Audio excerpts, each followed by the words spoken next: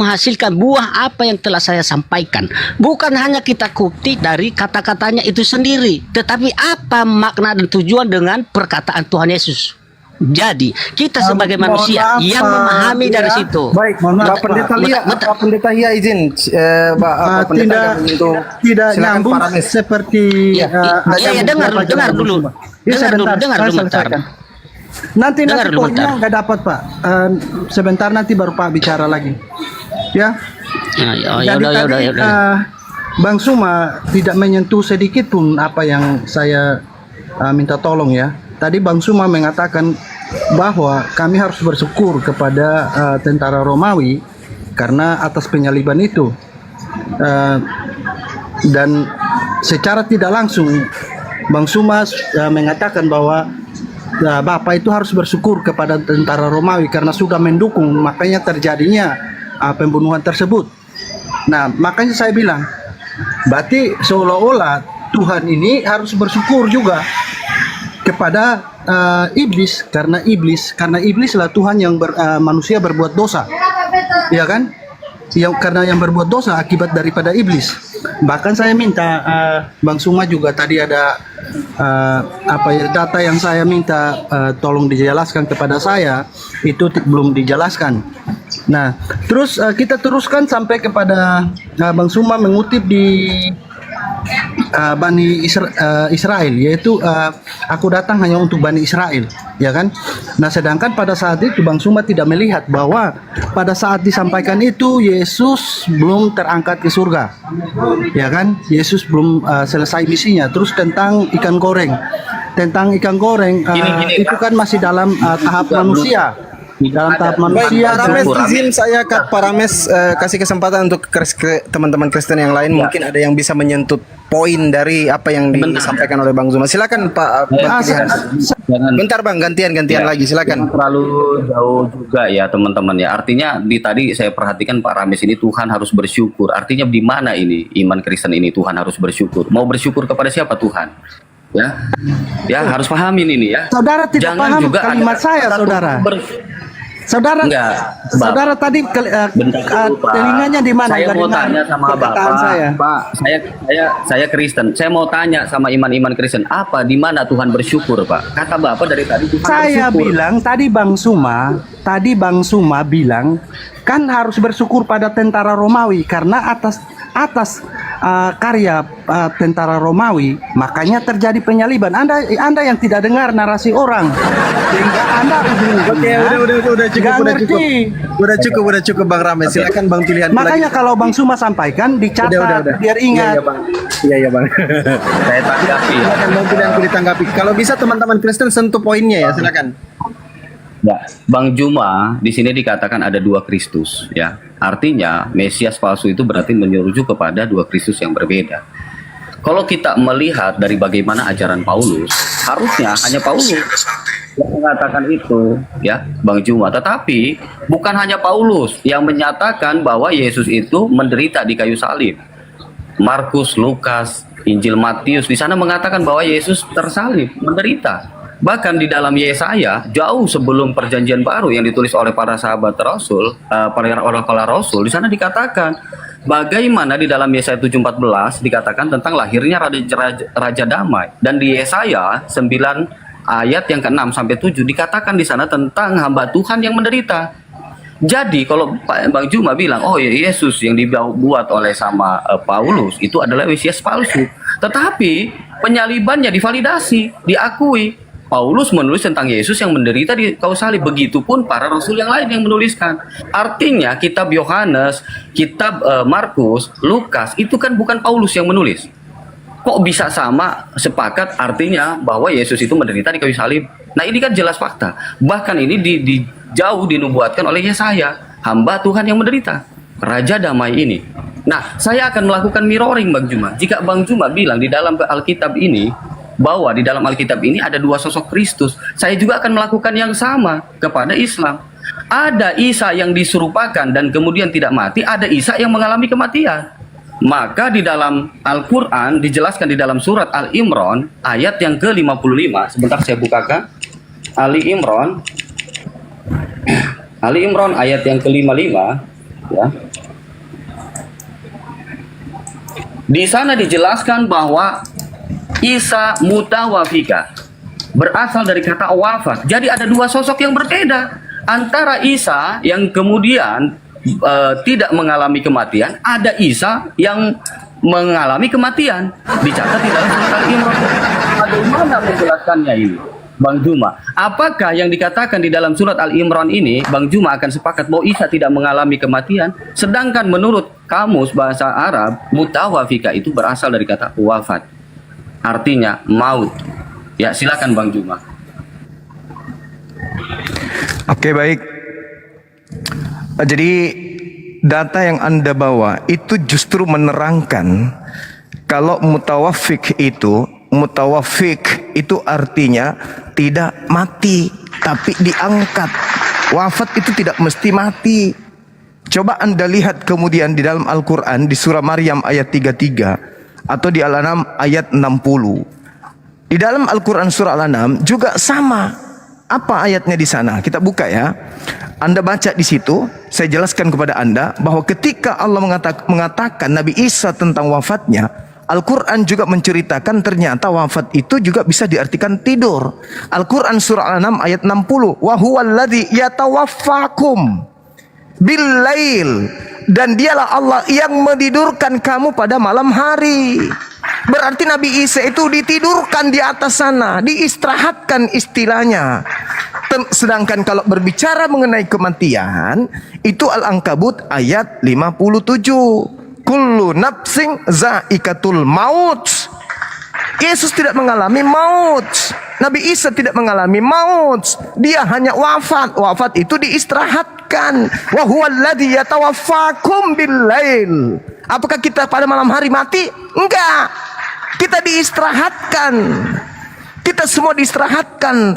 Jasad kita diistirahatkan sama yang dialami oleh Yesus. Makanya ketika Anda membawa Ali Imran ayat 55, Isqalallahu ya Isa inni mutawaffik wa rafi'uka ilayya wa mutahhiruka minal ladina kafaru. Itulah yang dijelaskan di dalam Kisah Para Rasul 2 nomor 29, nomor 30, nomor 31. Dia tidak mengalami kematian, dia tidak ditinggal di alam kubur, melainkan dia diangkat oleh malaikat tangan kanan Allah ke atas. Isqalallahu ya Isa inni mutawaffik wa rafi'uka ilayya wa mutahhiruka minal ladina kafaru. Nah, orang-orang kafir yang menolaknya ini terlanjur menyalibkan seseorang, maka seseorang yang disalibkan itu diangkat menjadi apa?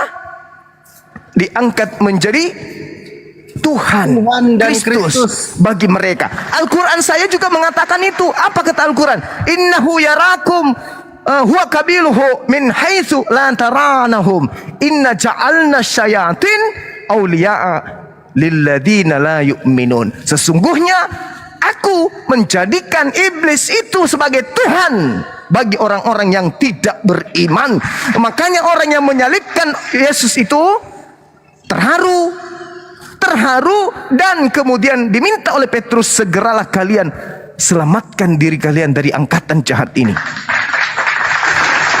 Jadi apa yang diterangkan oleh Yesus, apa yang diterangkan oleh Petrus itu seirama. Bahwa karena ucapan mereka membunuh Yesus, membunuh Isa alaihissalam, menyalib Isa alaihissalam, maka aku hukum mereka.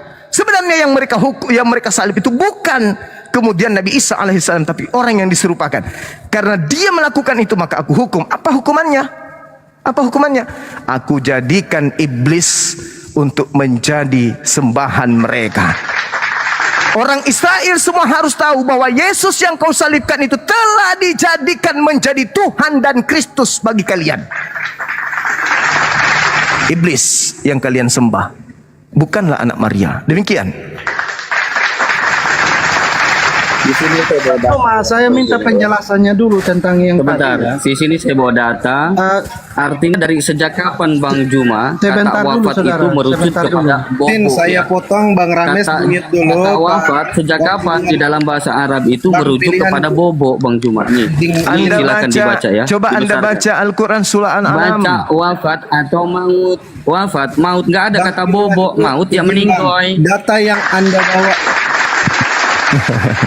data yang dibawa ini dari AI Bang. Jangan buat malu Kristen yang lain lah ya. Kalau bisa data yang primer. Tahu nggak data primer? Apa data primernya ya? Al-Quran, Bang. Satu aja tunjukkan dalam kata Al-Quran surah Al-An'am ayat 60. Wa huwa alladhi yatawaffakum bil-lail wa ya'lamu ma jarahtum bin-nahar. Jelas itu ayatnya. Dan dialah yang menidurkan kamu pada malam hari dan dia mengetahui apa yang kamu kerjakan pada siang hari. Surat apa Bang Juma? Al-An'am ayat 60. Al-An'am ayat yang 6. Lagian Al-Quran surah Maryam ayat 33 itu masa-masa Yesus masih bayi. Semoga disejahterakan atasku pada saat aku dilahirkan, pada saat aku diwafatkan. Di sini ya Bang Juma sebentar. Di sini saya di dalam surat yang Bang Juma bilang surat Al-Maidah. Al-An'am ayat 60. Al-An'am ayat 60. Oke. Yeah. Al-An'am. Bentar. Kita cross check dulu ya. Silakan. Ya Bang Suma, saya minta penjelasannya dulu tentang alasan Bang Suma kenapa sehingga kami disuruh bersyukur kepada tentara Romawi. Oke, saya jelaskan. Tentara Romawi terjadinya pembunuhan. Oke, saya Terus jelaskan. nanti tolong jelaskan saya di hadis Muslim ya, hadis Muslim 4936.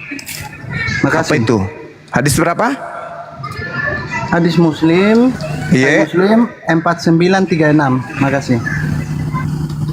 Oke.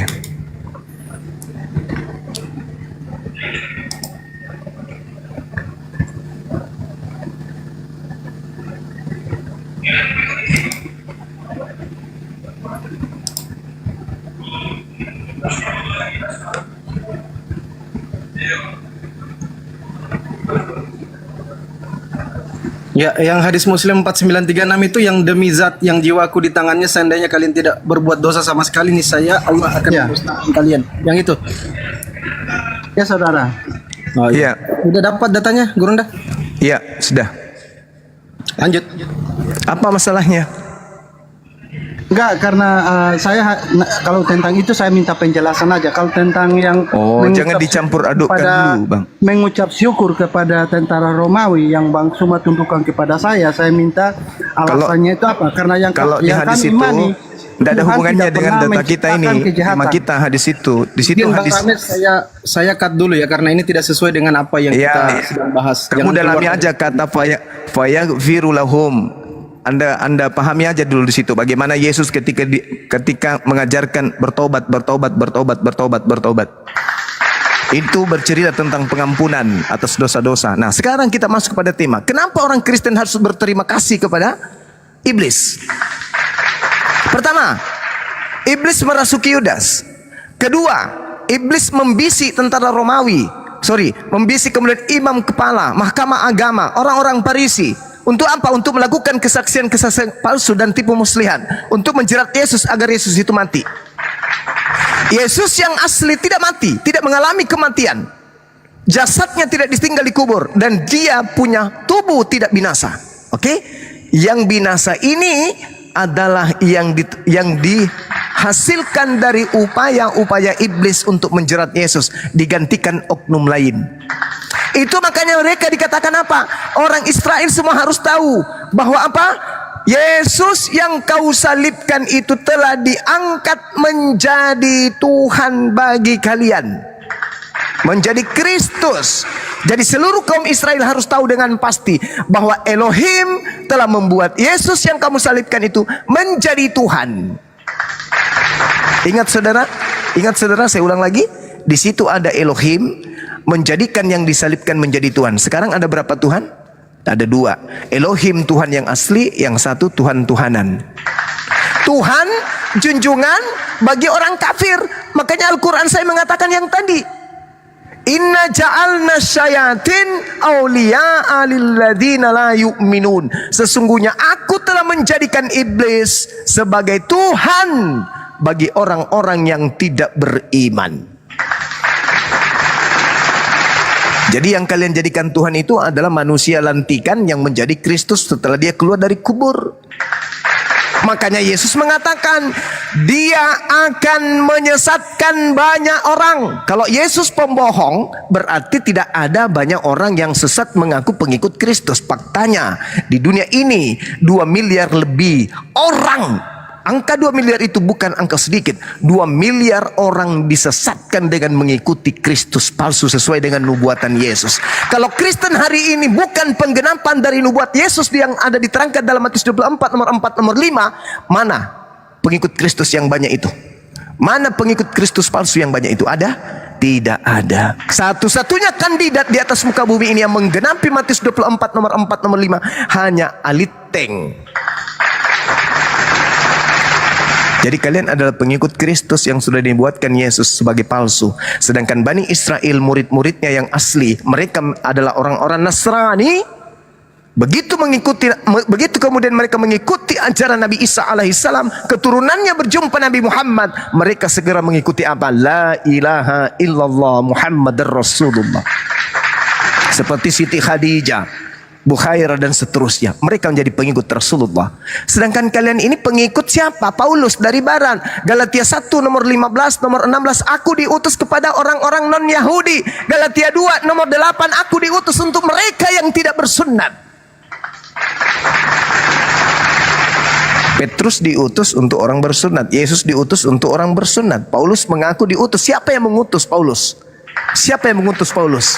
Siapa yang mengutus Paulus? Dialah yang dia temui di dalam padang gurun dan di dalam penjara. Kristus palsu. Apakah relevan antara ajaran Kristus anak Maria dengan ajaran Paulus? Tidak relevan sama sekali. Semua bertentangan. Yesus mengajarkan hidup kekal itu adalah mereka mengenal Engkau satu-satunya Tuhan yang benar dan mengenal Yesus sebagai apa? Sebagai utusan. Tetapi Paulus mengajarkan apa? Yesus adalah Tuhan yang datang dalam rupa manusia, kemudian mati menebus dosa orang-orang Kristen, bangkit kemudian menjadi Tuhannya orang Kristen. Itu ajaran Paulus.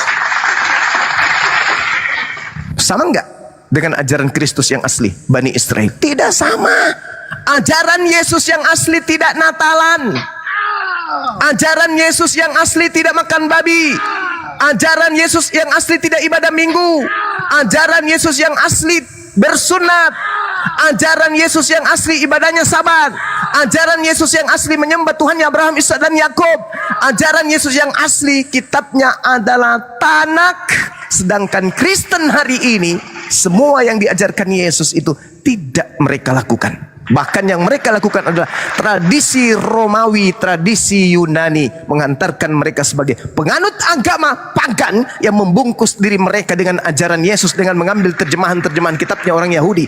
Begitu masuk ke Indonesia, si pagan membungkus diri mereka dengan ajaran Islam dan mereka nampak ke-Islam-Islaman. Dipanggillah Tuhannya dengan sebutan Allah, disebutlah kitabnya dengan sebutan Alkitab. Penampilan mereka ke-Islam-Islaman. Ini fakta real bagaimana iblis masuk ke ranah sampai kepada ranah anak cucu Adam dengan menampilkan hal-hal yang baik tapi semu palsu. Carikan saya Kristus palsu yang memiliki banyak pengikut. Carikan saya, temukan itu. Kalau bukan Kristen hari ini, tolong tunjukkan kepada saya Kristus yang punya banyak pengikut. Mana pengikutnya, apa nama kelompoknya, apa nama ibadahnya, siapa nama Tuhannya, dan apa yang mereka lakukan. Tunjukkan kepada saya, sekali aja. Kalau bukan Kristen, siapa kandidatnya? Kalau tidak ada, tinggalkan agama kalian. Kenapa? Karena Yesus ternyata pembohong, pendusta. Ternyata nggak ada Kristus palsu itu. Ternyata nggak ada pengikut Kristus palsu yang banyak itu. Karena tidak ada faktanya. Kecuali Anda ingin menerima dengan legowo bahwa apa yang disampaikan oleh Bang Suma itu adalah benar. Yesus menubuatkan datangnya Kristus palsu dan pengikutnya itu banyak. Dan satu-satunya kelompok di atas muka bumi ini, garis kiri, adalah Kristen yang menjadi pengikut Yesus palsu. Kalau bukan Kristen dan bukan yang mereka sembah itu palsu, tolong tunjukkan siapa pengikut Kristus palsu itu yang banyak itu mana. Saya rindu untuk melihat itu. Silakan. Gue jawab bang, gue jawab. Oke, ya. Yang pertama, kata Tuhan Yesus kan banyak orang, bukan terbanyak. Mari kita survei pengikut di dunia ini yang percaya Tuhan Yesus banyak orang atau terbanyak? terbanyak percaya Tuhan Yesus. Percaya Tuhan Yesus. Tidak banyak. Clear. Ya, kita pahami pengikut Yesus di dunia ini terbanyak atau banyak orang. Kita bedakan Bang Zuma, narasi terbanyak itu artinya nomor 1. Banyak orang arti nomor 2. Ya, agama mana di dunia ini nomor 2? Silakan jawab. Yang kedua, tadi saya sudah katakan, Zuma, dari Kejadian sampai Wahyu, buktikan iblis bisa membuat kesembuhan. Tidak pernah dan tidak ada. Ya, buktikan. Karena yang menyembuhkan mata Paulus siapa? Yesus. Makanya saya percaya. Loh, fakta. Buktikan. Tadi kan Zuma katakan banyak nabi-nabi atau mesias-mesias melakukan mukjizat. Oke, pertanyaan saya, ya, nabi-nabi itu kan perantara iblis, betul? Yes. Perantara iblis. Ya, buktikan roh iblis mampu menyembuhkan orang. Dah, yang kedua, tidak ada dalam satupun ayat di Alkitab yang mengatakan roh iblis mampu menyembuhkan orang. Tidak pernah. Ya, yang kedua. Yang ketiga, tadi Zuma mengatakan tentang pencobaan apa? Tuhan Yesus di apa? Lupa saya. Di padang gurun. Kenapa Yesus tidak mau dan tidak berhasil? Jawabannya gampang. Karena Yesus tidak percaya perkataan iblis. Kalau Zuma percaya perkataan iblis bahwa iblislah mempunyai kerajaan di dunia ini, berarti Bang Zuma sama seperti iblis. Kenapa Yesus tidak terpengaruh dan tidak ikut mereka? Karena Yesus tidak percaya. Karena yang punya kerajaan dunia bukan iblis. Iblis mah ngaku-ngaku. Makanya pencobaan itu gagal. 3, gue bantah semua. Yang keempat, gantiin Bang Zuma, Bang panjang. Gue baru 1 menit. Kan gue kan tugasnya membantah. Oke, udah 3 saya bantah. Yang keempat, kalau tadi perkataan Yesus tentang nabi-nabi palsu, mesias palsu, kita pahami. Ya, apa perkataan Yesus? Orang yang pengikut Yesus sejati adalah orang yang mau menderita atas namanya. Pertanyaan saya, Zuma, Paulus menderita nggak atas nama Tuhan Yesus? Menderita. Apa buktinya? Dia itu dari pejabat menjadi orang-orang yang dicari sama kerajaan. Orang gila mana Zuma mau merelakan jabatannya untuk menghilangkan jabatannya untuk sesuatu yang tidak dia percaya? Paulus itu posisinya tinggi bos, tapi dia tinggalkan semua hanya untuk mengikut Tuhan Yesus. Makanya yang membedakan nabi palsu adalah 1, sesuai perkataan Tuhan Yesus, orang yang mau menderita atas namanya. Silakan jawab, apakah Paulus menderita atas nama Tuhan Yesus? Menderita. Makanya yang saya katakan tadi, Yesus yang dilahirkan Maria itu adalah Yesus yang mati di kayu salib, dan Yesus pula yang ketemu sama Paulus. Itu sosok yang sama. Silakan. Oke, baik. Tugas Anda adalah membantah. Tugas saya menyadarkan Anda. Anda bantah aja semua itu dalam Bible. Saya tugasnya menyelaraskan kemudian kemanusiaan Anda dengan data-data tersebut. Yesus sendiri mengatakan, pada hari terakhir nanti banyak orang berseru kepadaku, bukankah kami telah mengusir setan? Bukankah kami telah bermukjizat? Yesus katakan apa? Enyahlah daripadaku, kalian semua adalah pembuat kejahatan. Jadi kalau Anda punya akal sehat, orang yang diusir dengan tuduhan pembuat kejahatan, itulah orang-orang yang melakukan mukjizat. Anda pengen cari mana dalam kitab Kejadian sampai kitab Wahyu ada setan bisa bermukjizat menyembuhkan orang. Yesus menjawabnya. Kata Yesus, pada hari terakhir nanti banyak orang berseru kepadaku, Tuhan, Tuhan, Tuhan, bukankah kami mengusir setan dengan memakai namamu? Bukankah kami bermukjizat memakai namamu? Apa kata Yesus? Kau semua pembuat kejahatan. Jadi kalau Anda bertanya kepada saya, mana orang jahat itu yang bisa mengusir setan? Mana orang jahat itu yang bisa bermukjizat? Tuh, telan Matius yang menjelaskan itu. Sabar. Enggak, biar nggak banyak. Pertanyaan saya, siapa yang menyembuhkan mata Paulus? Itu Anda baca. Yang Ya, tadi yang siapa? saya terangkan, sabar. Anda terangkan tadi. Yang saya terangkan tadi apa? Orang yang bernubuat Kristus betul. Pertanyaan palsu. saya, ada nggak yang Saudara, bernubuat ini tentang waktu penyembuhan Paulus? saya. Oke, Ini silakan. waktu saya. Ini waktu saya. Kristus palsu melakukan banyak mujizat.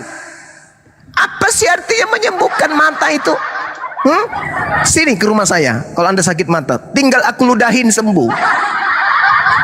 Yesus mengatakan Kristus palsu banyak melakukan mukjizat.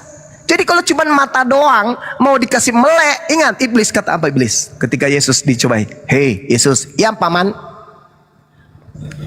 aku membawamu ke gunung yang paling tertinggi." Jadi kalau Anda bertanya, mana mujizat iblis bisa kemudian menyembuhkan? Jangan menyembuhkan. Tuhan lu aja ditenteng kayak kacang dibungkus dibawa ke tenteng yang paling tinggi. Paham itu? Iblis mengatakan apa kepada Tuhan lu? Bukan Tuhan lu sih itu, karena itu adalah Nabi Yesus yang dibawa. Yesus, kalau kamu menyembahku, segala kuasa di atas muka bumi ini aku serahkan kepadamu, sebab aku berkuasa memberikan ini semua kepada siapapun yang aku kehendaki. Dia berikan kepada Paulus dong, karena kepada Yesus menolak. Diberikan kepada Yudas dong, karena Yesus menolak. Yang keluar dari kubur itulah yang menerima itu, dan Yesus tidak menerima berarti bukan Yesus yang keluar dari kubur. Ingat yang diceritakan oleh nubuat Daud, yang diceritakan oleh khotbah Petrus. Petrus tidak berkata dari dirinya sendiri. Petrus berbicara tentang nubuat Nabi Daud. Nabi Daud menubuatkan tuannya tidak mengalami kematian, tidak disentuh oleh kebinasaan, dan dia tidak ditinggal di kubur. Itu siapa, Rek? Diangkat oleh tangan kanan Elohim naik ke langit. Itu siapa, Rek? Berbeda dengan yang dibunuh. Maka yang dibunuh ini pada hari ini juga orang Israel harus tahu bahwa Yesus yang kau bunuh telah dijadikan menjadi Tuhan. Ada berapa Tuhan? Ada Tuhan baru. Ada Tuhan baru yang dilantik kemudian oleh Elohim karena saking marahnya Elohim. Apa kata Elohim? Jangan kau membunuh orang yang benar. Jangan kau membunuh orang yang bersalah. Sebab aku Tuhan tidak akan pernah membenarkan orang yang salah.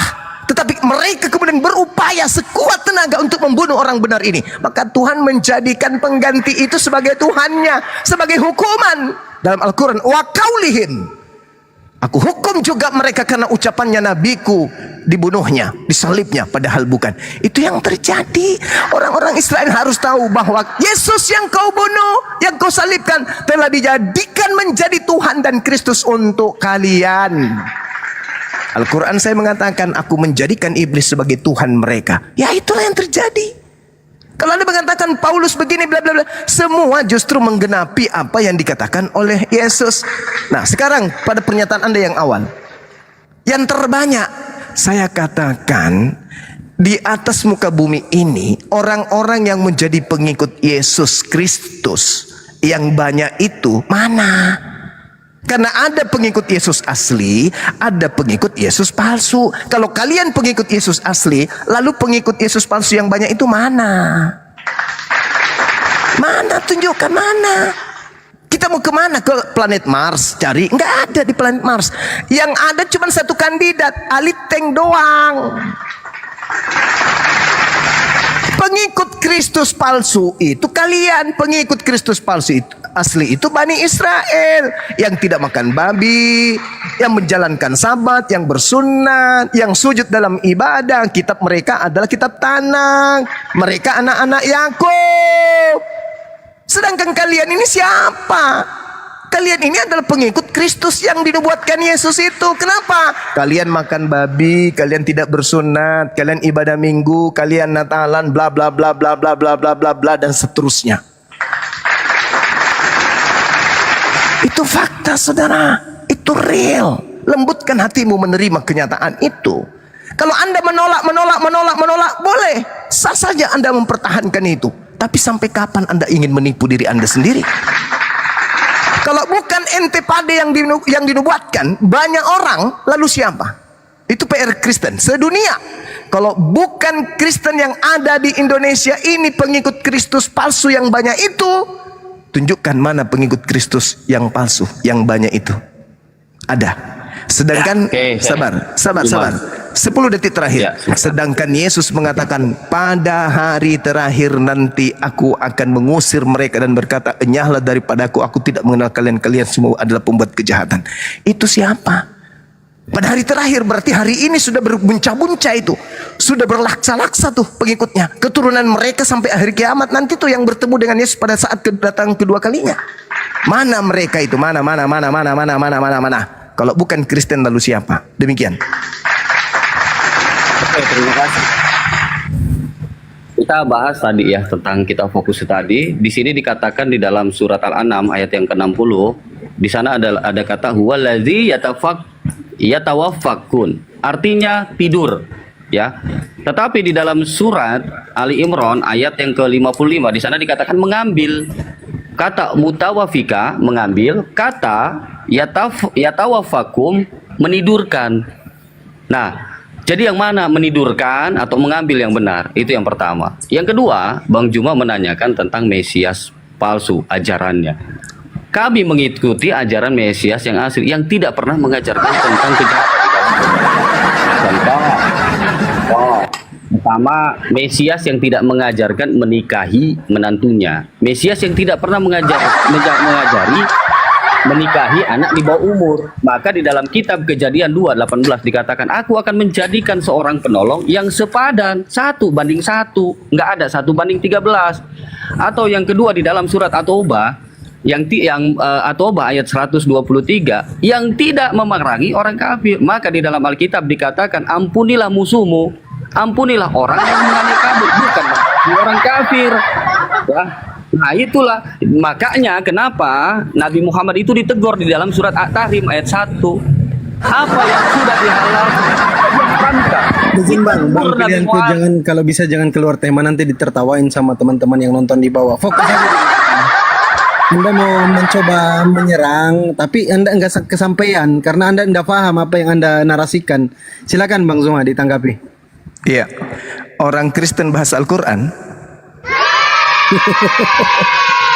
Lucu ini. Lucu. Jadi ya betul, tidak sampai ke sana. Seibarat anak TK yang melihat kapal selam lalu ngotot mengatakan itu adalah ikan. Jangan ketinggian. Ini aja dulu, Kristus palsu ini dulu. Semakin Anda menyerang Al-Quran, semakin Anda ketahuan bahwa Anda sedang mencari pelampung. Anda lagi hanyut, cari pelampung. Anda mau menyerang Al-Quran? Oh no. Al-Quran dikelilingi dengan yang hak. Ilmu Al-Quran itu sangat tinggi dan orang Kristen tidak akan pernah sanggup menerobos itu. Oke? Sekarang ke Kristus palsu ini dulu. Karena gelar, saudara, gelar penyesat yang datang setelah Yesus, menurut Yesus bukan sallallahu alaihi wasallam, tapi gelar penyesat yang datang setelah dia adalah Kristus. Apakah nabiku bergelar Kristus? No. Apakah Tuhanmu bergelar Kristus? Yes. Yesus mengatakan, waspadalah kepada penyesat yang datang kepadamu dengan memakai namaku. Siapa namaku? Yesus. Dan berkata, akulah Kristus. Berarti penyesat itu mengaku Yesus gelar Kristus.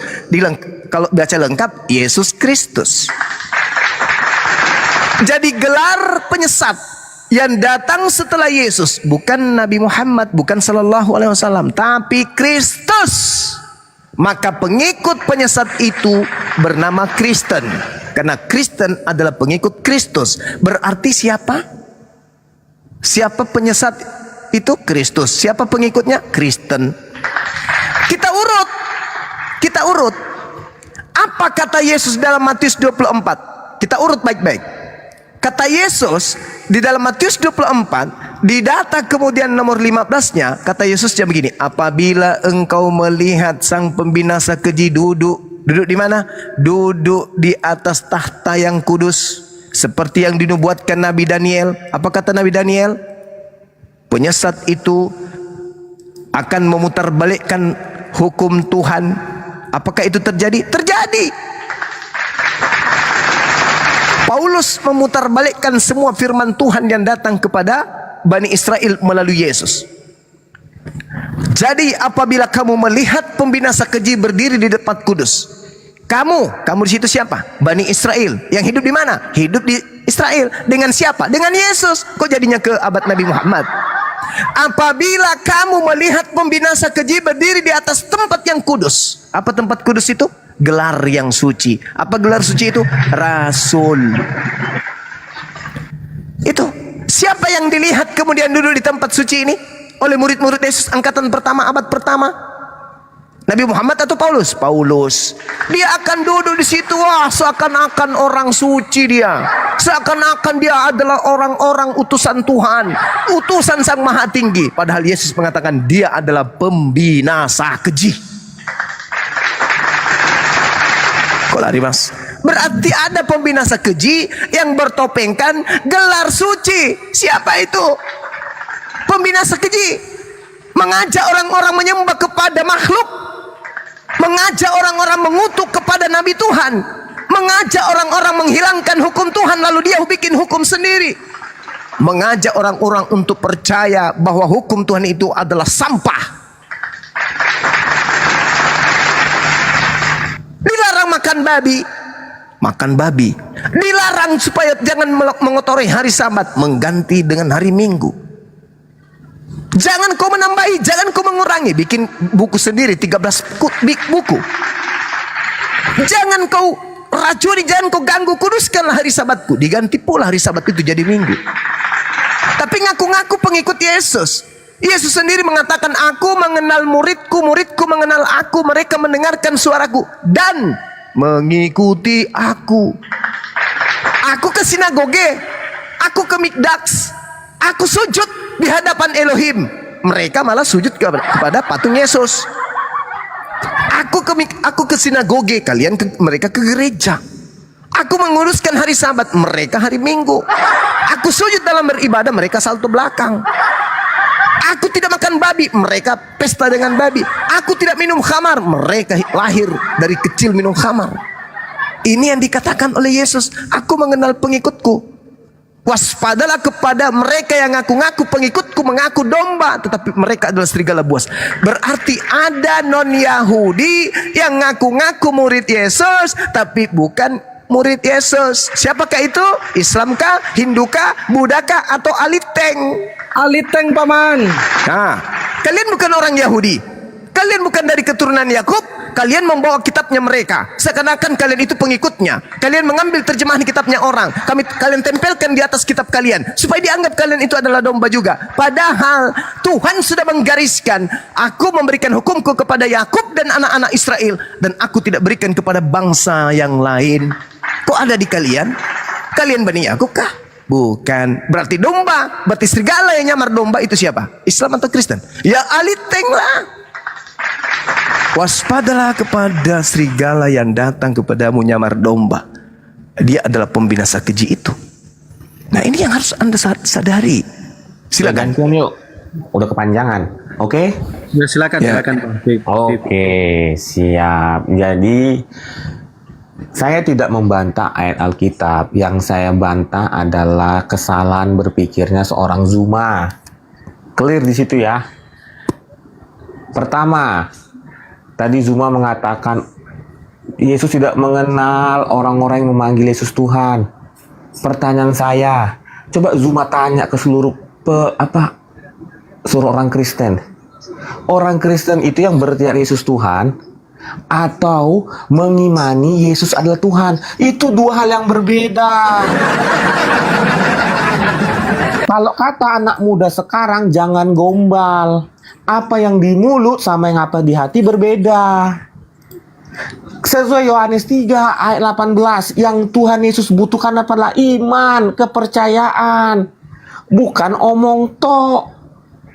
Itu perbedaannya Bang Zuma. Ya, saya bantah lagi kesalahan berpikir Anda. Seluruh umat Kristen dan Katolik mengimani bahwa Yesus adalah Tuhan. Mereka bukan hanya berkata, tetapi mengimani. Pertanyaan saya, ada nggak di Alkitab tertulis orang yang mengimani Tuhan Yesus akan masuk neraka? Tidak ada. Sesuai Yohanes 3 ayat 18, orang yang mengimani Yesus anak tunggal Allah pasti masuk surga. Satu. Yang kedua, yang saya ingin bantah lagi kesalahan berpikirnya seorang Zuma. Ya. Bang Zuma tidak bisa membantah.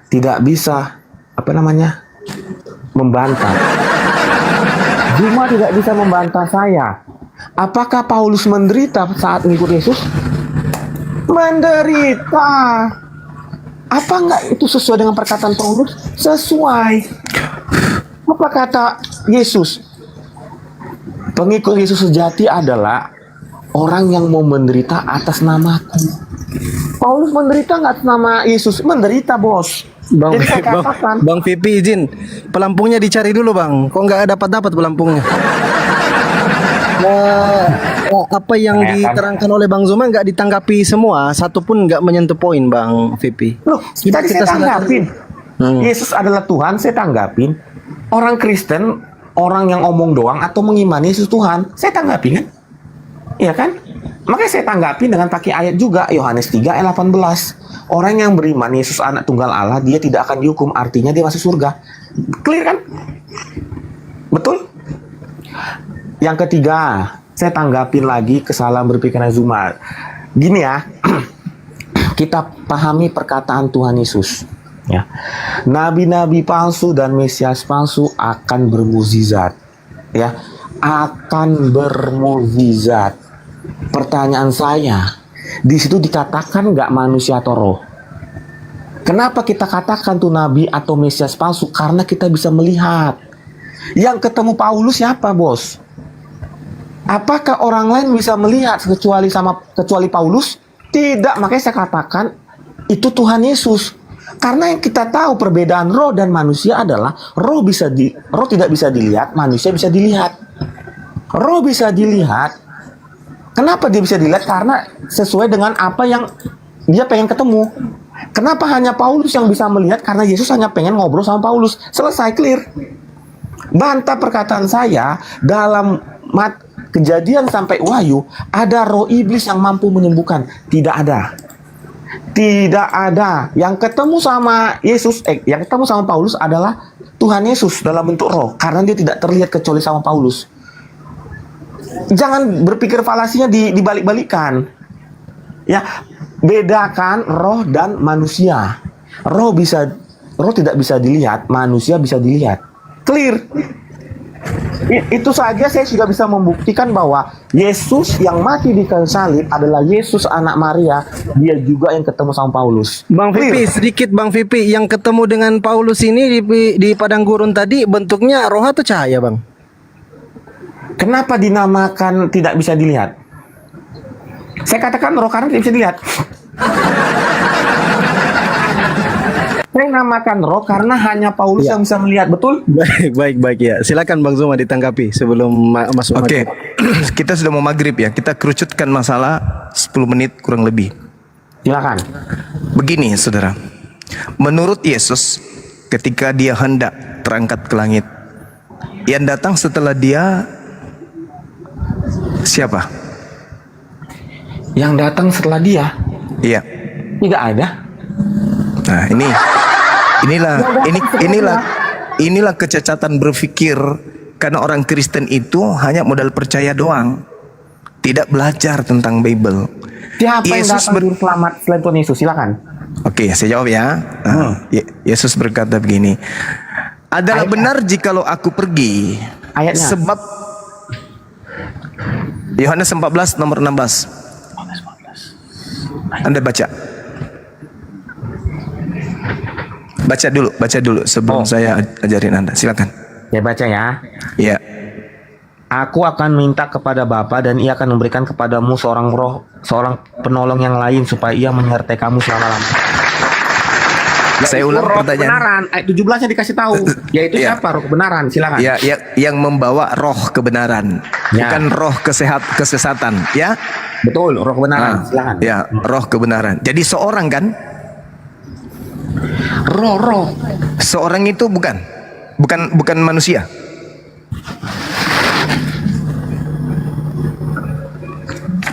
Seorang itu bukan manusia. Seorang. Iya. Ya, seorang. Kan kita gini, seorang itu kan jumlahnya satu betul. Saya ikut. Ya, jujur aja Bang Pipi, jujur. Ya. Lah gue jujur, kita Iya. adu mekanik. Seorang itu berpikir manusia logika. atau bukan? Seorang itu manusia atau tidak? Seorang itu dalam bentuk satu, silakan. Nah, oke. Berarti satu orang kan? Seorang manusia kan?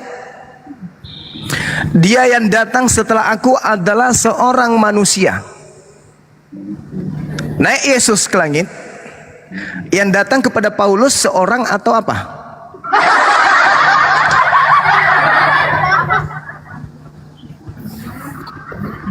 Another comforter ya.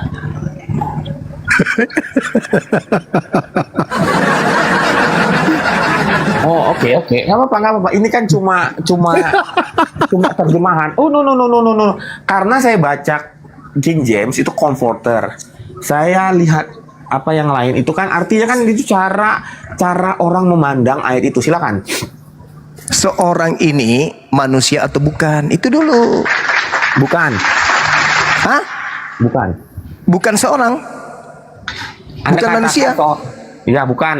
Yohanes 14 ayat 16 kan. Anda katakan apakah dia manusia atau tidak kan? Saya bilang tidak. Silakan. Jadi itu bukan seorang. Alasan Anda mengatakan itu bukan seorang apa? Dalam bahasa Inggris comforter. Yesus pakai bahasa Inggris rupanya. Ya aku serius nanya. Jangan ketawa. Ya silakan. Ya, seorang itu manusia atau bukan? Itu dulu. Di situ bisa diartikan juga kepadamu penghibur yang lain. Silakan. Ya, penghibur yang lain ini seorang atau bukan? Roh. Roh. Ya, roh. Roh. Seorang itu bukan roh rupanya. Kalau kita, gue ulangin ya, kalau kita membaca Yohanes 14 ayat 16, ya, saya buka dalam KJV King James, itu comfort. Iya, Bukan saya ngerti. Bukan Seorang, kalau Bukan dikatakan dengarkan saudara, kalau dikatakan seorang bukan berarti semayat atau satu mayat. Seorang itu artinya roh orang yang punya roh. Saya kasih bukti ya, Bilangan 11 nomor 21. Coba dibuka Dinda Fandi, kita kasih bukti. Siap, bilangan Bilangan 11 nomor 25. pakai sabda aja atau paralel? Terserah. Supaya teman kita ini bisa melihat dengan jelas. Bilangan Apa itu seorang? bilangan Roh kebenaran itu apa? 11:25. 11:25.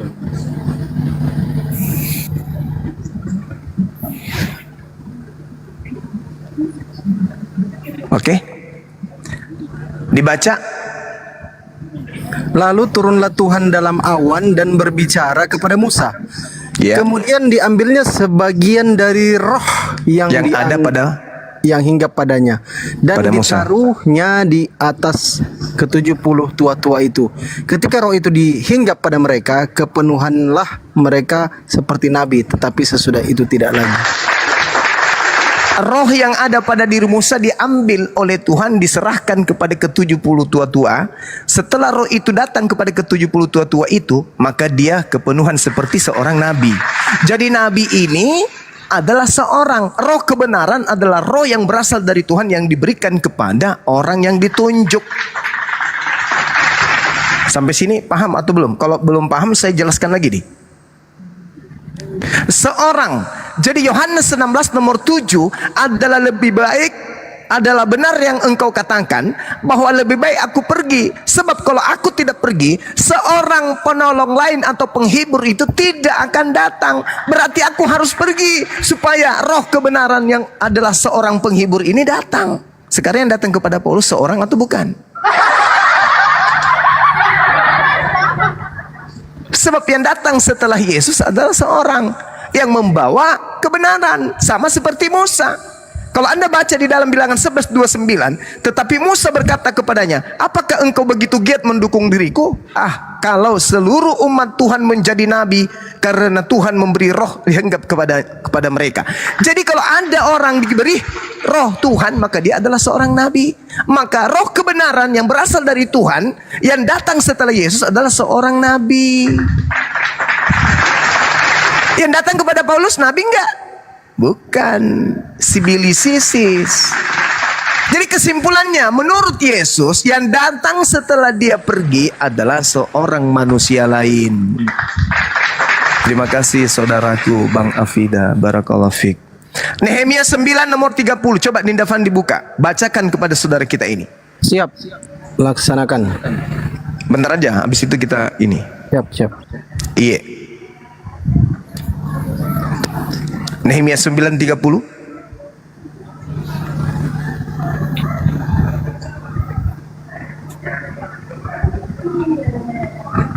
Baca.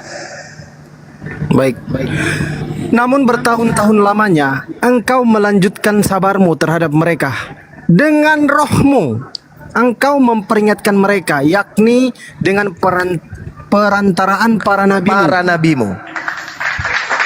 Jadi roh di situ adalah nabi. Roh sama dengan nabi. Roh kebenaran adalah seorang nabi yang membawa kebenaran. Roh kesesatan adalah seorang nabi palsu yang membawa titah setan. Itulah nabi palsu yang membawa roh setan. Kalau roh kebenaran adalah seorang nabi yang membawa kebenaran. Baca Nehemia 9:30, dalami baik-baik. Saya ulang. Namun bertahun-tahun lamanya engkau melanjutkan sabarmu terhadap mereka dengan rohmu. Dengan rohmu engkau memperingatkan mereka, yakni dengan perantaraan para nabimu. Jadi roh Elohim atau roh Elohim atau yang dikatakan roh kebenaran itu adalah nabi. Jadi yang datang setelah Yesus terangkat ke langit, yang diminta, aku akan minta kepada Bapa agar Bapa mengutus seorang penolong, penghibur, roh kebenaran yang lain. Yesus berdoa agar didatangkan sosok nabi. Wa isqala Isa bin Maryam ya bani Israel inni rasulullah ilaikum musaddiqan lima baina yadayhi minat Taurah wa mubasysyiran bi rasul ya'ti min ba'di ismuhu Muhammad. Maaf, Nabi Muhammad. Jelas. Jadi yang datang setelah Yesus seorang nabi, bukan cahaya. Akulah Yesus Kristus yang kau aniaya. Sinden. Bukan itu. Siapakah engkau Tuhan? Akulah Yesus yang kau aniaya. Bukan itu yang datang. Yang datang seorang nabi. Masih banyak yang ingin aku ajarkan kepadamu, tapi engkau belum sanggup untuk menanggungnya. Tetapi ketika ia datang, yaitu seorang penghibur, seorang nabi yang membawa kebenaran, dialah yang akan mengajarkan kepadamu segala sesuatu tentang keadilan, kebenaran, dan pengisapan dunia akan dosa. Siapa dia? Dia adalah seorang nabi yang sama seperti Nabi Musa alaihi salam. Kisah para Rasul 3 nomor 22-23. Bukankah di dalam kitab Tauratmu dikatakan bahwa Tuhan akan mengutus seorang nabi yang sama seperti Musa, dan akan terjadi titik 2. Siapapun yang tidak mendengarkan nabi tersebut akan dibasmi dari umat kita. Siapa nabi itu? Yang tukang membasmi orang-orang kafir jahiliyah, yang datang sama seperti Musa memerangi semua hukum-hukum yang ada di depannya, membakar semua hukum jahiliyah yang ada di depannya. Itu siapa? Paulus. Enggak mungkin. Justru Paulus itu yang menghanguskan hukum-hukum Tuhan yang dihanguskan. Kalau yang datang ini menghanguskan hukum-hukum Paulus. Paulus datang menghapuskan dan menghanguskan hukum-hukum Tuhan. Taurat dibatalkan, Sabat dibatalkan, tauhid dibatalkan, haramnya babi dibatalkan, semua dibatalkan. Maka yang datang membawa kemudian misi sama seperti Nabi Musa akan membasmi orang-orang yang mengikuti ajaran jahiliyah. Itu dalil, Bung. Itu kitabmu. Baca Kisah Para Rasul 3 nomor 2 nomor 3. Siapa yang duduk di situ? Yesus. Enggak mungkin. Justru Yesus yang dikatanya yang dibasmi di atas tiang salib. Lalu Paulus, justru Paulus yang membasmi ajaran Tuhan. Sedangkan yang datang ini adalah yang membawa hukum Tuhan, di mana hukum Tuhan digunakan untuk menghanguskan semua hukum-hukum jahiliyah.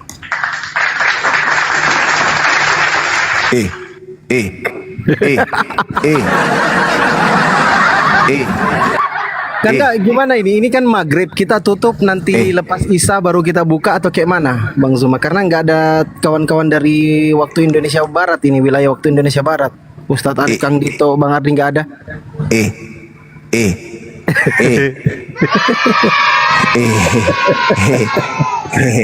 Ada berapa pemain dari penyembah Kristus tadi Yang bertahan tinggal dia. Kupikir dia kuat, ternyata kuda-kudanya lemah juga. Oh, ini ada Bang Ardi. Ini ada Bang Ardi. Ada Bang Nah, Ardi. ini bukan penyembah Kristus ini. Ini pembasmi juga ini. Assalamualaikum warahmatullahi Waalaikumsalam warahmatullahi Langsung Bang wabarakatuh. Ardi moderator ya. Saya dengan Bang Zuma jadwal sholat di sini maghrib. Ya, saya infokan sebentar Bang Zuma dan teman-teman yang ada di bawah. Silahkan nonton VT saya. Ya, baik di akun kuning maupun di akun yang biru. Saya sudah buat VT kecurangan Super Pel. Nah, Kirim ke Japri ke saya juga deh, biar saya Siap. Nanti di share. Siap. siap abangku, nanti di-share. Siap abangku. siap. Oke, jadi kita simpulkan dulu Siap, Kendah. materi yang dihindari oleh siapa yang dihindari oleh RK tadi malam. Dia tidak menyangka kalau saya akan melarikan ke Kristus palsu. Dia pikir Bang Suma itu menolak kemesiasan atau kealmasian Nabi Isa alaihissalam. Justru dia menguatkan kedudukan Nabi Isa alaihissalam ketika dia menjelaskan tentang kitab ini, targum ini dan seterusnya. Tapi dia tidak tahu ternyata Bang Suma itu nusuknya langsung ke jantung. Apa itu? Kristus yang keluar dari kubur itu sopo. Kalau dia dinubuatkan dari sejak kitab-kitabnya Yahudi, lalu ini yang keluar dari kubur yang baru dijadikan sebagai Tuhan dan Kristus ini siapa? Nah, dia tidak nyangka kalau serangannya dari sana. Dia menghindari, dia tutup semua serangan dari depan. Nah, ini tidak mungkin Bang Suma masuk di sini, nggak mungkin masuk di sini, nggak mungkin masuk di sini. Dia nggak tahu ternyata dia ditusuk dari atas. Pertahanannya dari atas bolong, dihantam langsung dari atas. Siapa Kristus yang keluar dari kubur yang Anda sebutkan, yang disebut sebagai dilantik Yesus yang kau salibkan itu telah dijadikan menjadi Tuhan dan Kristus. Itu siapa itu? Dia nggak sentuh sama sekali. Nah, kita teruskan di sini dan kita teruskan di komal-komal yang lain bahwasanya mereka ini adalah pengikut daripada Kristus yang disalib dan baru menjadi Kristus setelah dia keluar dari kubur. Saya kira begitu sahabat-sahabat. Ada guru kita di sini, ada Ustaz Muhammad Hanafi. Mungkin mau melanjutkan, kita ibadah maghrib dulu. InsyaAllah nanti habis isya kita Waalaikumsalam warahmatullahi wabarakatuh. Waalaikumsalam warahmatullahi wabarakatuh. Dinda Kita Hanafi. gantian.